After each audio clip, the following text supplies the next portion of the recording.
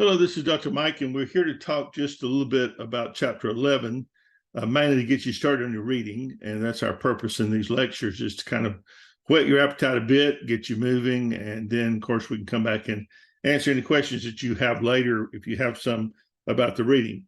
Our discussion this morning is about abortion, and I will be honest with you that this lecture actually has turned upside down since the book was written. So when you see the book, you understand that there's no concept here of the overthrow of Roe versus Wade.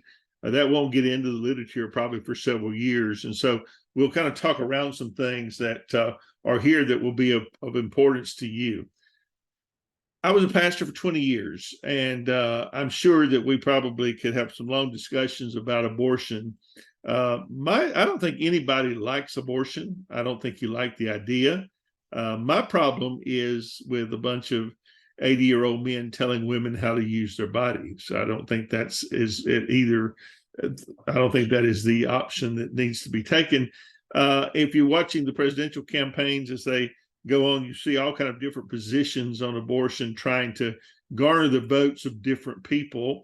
And of course, since the repeal of Roe versus Wade, which basically, let me explain how that operates within the framework of our government. When things happen in the country and they become more and more common, many times the Supreme Court will step in and will allow, as they did with abortion in 1973, because abortion was prevalent, because the abortions were being done in back alleys and detrimental to both the person having the abortion and their child. They stepped in and said abortions were legal, which brought it into the medical facility, into the cleaner spot, into the better services and people that were experts on the discussion. And so for 50 years, that has been settled law, but it was based upon a Supreme Court decision. There was never a far-reaching federal law passed that made that a permanent part of our legal code. And so when judges changed, and of course, President Trump stacked the court with these right-wing religious judges that were very violently anti-abortion, it was just a matter of time before that was rescinded. And so it threw it back to the states. And now what you're seeing is all the states are passing some of these laws. Some of them are quite draconian in the fact that, like Texas passed a law that you could not, if you were an Uber driver and you carried a woman to an abortion clinic, you could be charged with a felony. So it gets a little intense as you look at different states trying to shut the door on every abortion. And that's the problem with most of these, that they have shut the door on things like rape or incest or any of those kind of things, or the life of the mother. Many states have also closed the door on those things as well. And so that becomes a huge issue. So when you consider abortion today, you're probably not going to be seeing much of it, but you will, of course, it will continue to be an issue. I've often said with ethics, and of course this is now a moot point, but when you consider your ethics in deciding where you're going to work as a nurse, if you are against abortion, do not take a job in an abortion clinic, because you are actually challenging your own ethics and making your own life hard, making your own life miserable. And so, of course, that's probably not going to happen now. But that's the kind of thing you need to think about when you're thinking about a job.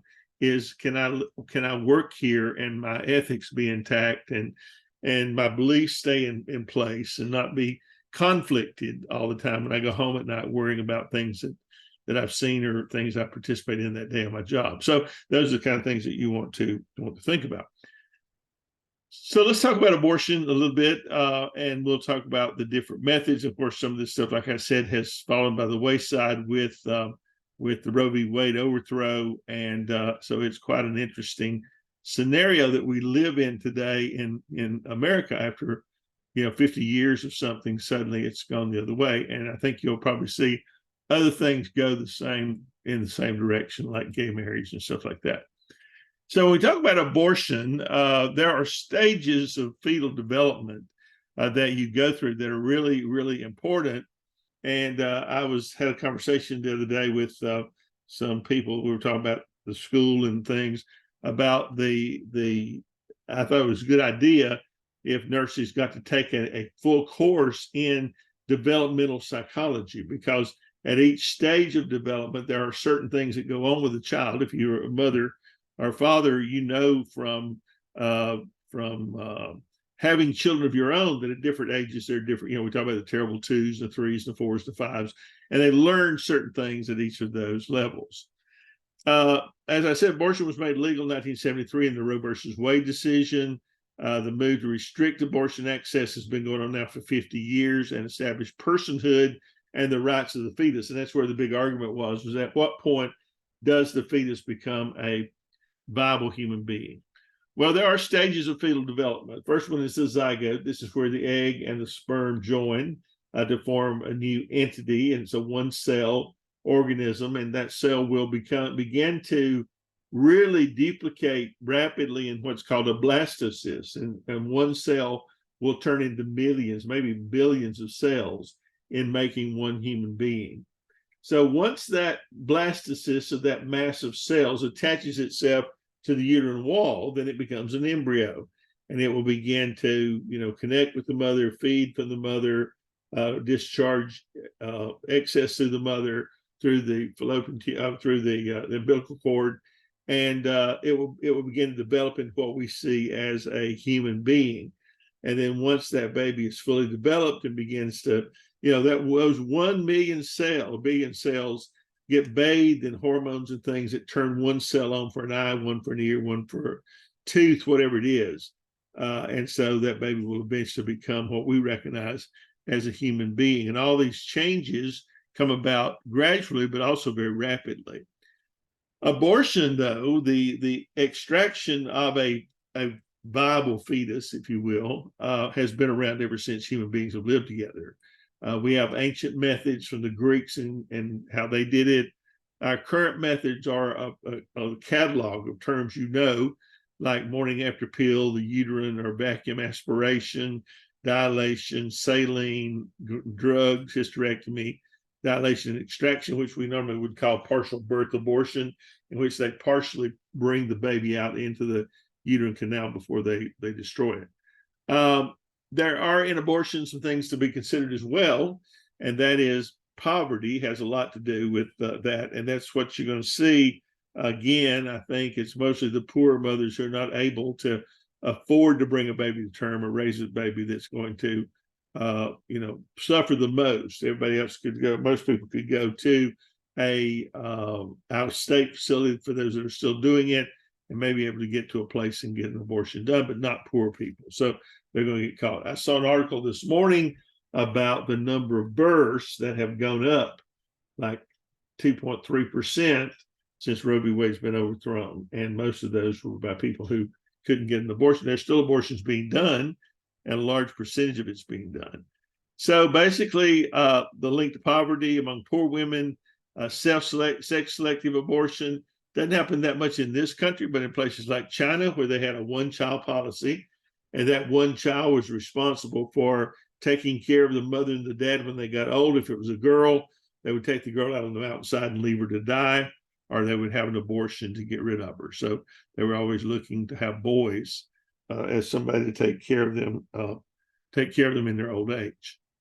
So is abortion immoral or is it illegal? We've looked at a lot of different aspects, and you will from reading this chapter. And I really encourage you to read the chapter because I think you'll find some great things here to think about. But the Roe v. Wade, the whole idea of the trimester, with the last 3 months, middle and first, and maybe, you could do abortions in the first 2 and not in the third. That's a big debate. Planned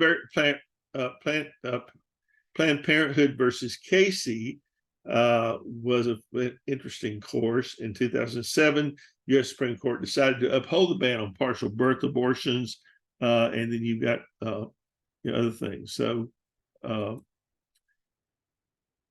the state legislatures drafted certain laws and have done so now very vehemently since the overthrow of Roe versus Wade, and they will continue. They began to harass the abortion doctors again. They used to have always done that, so the doctors get abused.